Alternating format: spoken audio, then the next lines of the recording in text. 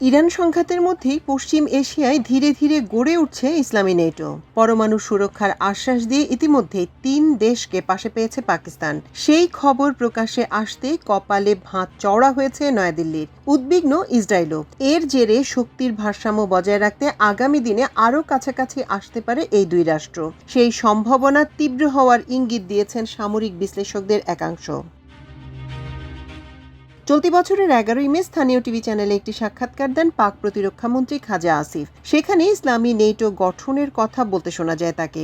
ইসলামাবাদের দাবি, তাদের সঙ্গে প্রতিরক্ষা সহযোগিতা চুক্তির পরিকল্পনা করছে তুরস্ক ও কাতার। সেটা বাস্তবের মুখ দেখলে পশ্চিম এশিয়ার নিরাপত্তা ব্যবস্থা যে সম্পূর্ণ নতুন রূপ পাবে তাতে কোনো সন্দেহ নেই, কারণ বর্তমানে সৌদি আরবের সঙ্গে এই ধরনের একটি সমঝোতা আছে তাদের। সাক্ষাৎকারে আসিফ বলেন, ইসলামাবাদ রিয়াদ প্রতিরক্ষা চুক্তিতে তুরস্ক ও কাতারের অন্তর্ভুক্তির বিষয়টি চূড়ান্ত পর্যায়ে রয়েছে। আমরা তাদের স্বাগত জানাবো। পাক প্রতিরক্ষা মন্ত্রীর এই দাবি করলেও সংশ্লিষ্ট ইস্যুতে কোনো আনুষ্ঠানিক বিবৃতি দেয়নি আঙ্কারা ও দোহা। তবে রাওয়ালপিন্ডির সামরিক জোটে ঢুকে পড়া তাদের পক্ষে একেবারেই আশ্চর্যের নয় বলে মনে করেন প্রতিরক্ষা বিশ্লেষক নিহাত আলী ওসকান। জনপ্রিয় মার্কিন গণমাধ্যম ব্লুমবার্গের কাছে মুখ খুলেছেন তিনি। বর্তমানে তুর্কি থিঙ্ক ট্যাঙ্ক টেপাভ এর সঙ্গে আছেন ওসকান। ব্লুমবার্গকে তিনি বলেন, জটিল ভূ রাজনৈতিক পরিস্থিতির কারণে পাক সৌদি প্রতিরক্ষা চুক্তির অন্তর্ভুক্ত হতে চাইছে আঙ্কারা ও দোহা। ইরান যুদ্ধের জেরে পশ্চিম এশিয়ায় ইসরায়েলের স্বার্থকে সর্বাধিক গুরুত্ব দিচ্ছে আমেরিকা। শুধু তাই নয়, তেহরানের ক্ষেপণাস্ত্র ও ড্রোন হামলা থেকে সৌদি বা কাতারকে কোনো রকম সুরক্ষা দিতে পারেনি যুক্তরাষ্ট্র, অথচ সংশ্লিষ্ট দেশগুলোতে রয়েছে তাদের একাধিক বড় বড় সামরিক ঘাঁটি। ভারতের সাবেক সেনা কর্মকর্তাদের একাংশের ধারণা, পাক সৌদি চুক্তিতে তুরস্ক ও কাতারের অন্তর্ভুক্তি সম্পূর্ণ একটি নতুন অক্ষ তৈরি করবে।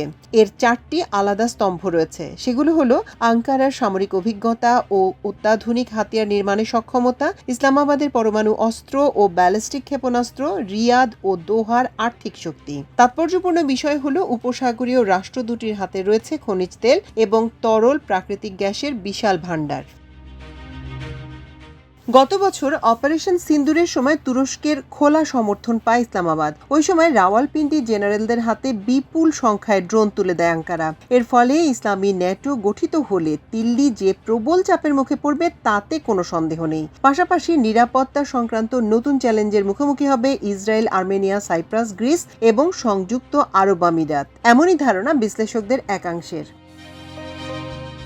ভারতের বিমান বাহিনীর অবসরপ্রাপ্ত কর্মকর্তা অনিল চোপড়া মনে করেন, আগামী দিনে ভূমধ্যসাগরীয় এলাকায় ইসরায়েল, গ্রিস ও সাইপ্রাসের সঙ্গে আরও বেশি সমন্বয় বাড়াবে ভারত। এথেন্স এবং আর্মেনিয়ার মতো দেশগুলোর হাতে দূরপাল্লার ক্ষেপণাস্ত্র তুলে দিতে পারে নয়াদিল্লি। তাছাড়া যৌথ সামরিক উৎপাদনের জন্য সংযুক্ত আরব আমিরাতের সঙ্গে কৌশলগত প্রতিরক্ষার অংশীদারির রূপরেখা চুক্তি করছে কেন্দ্র।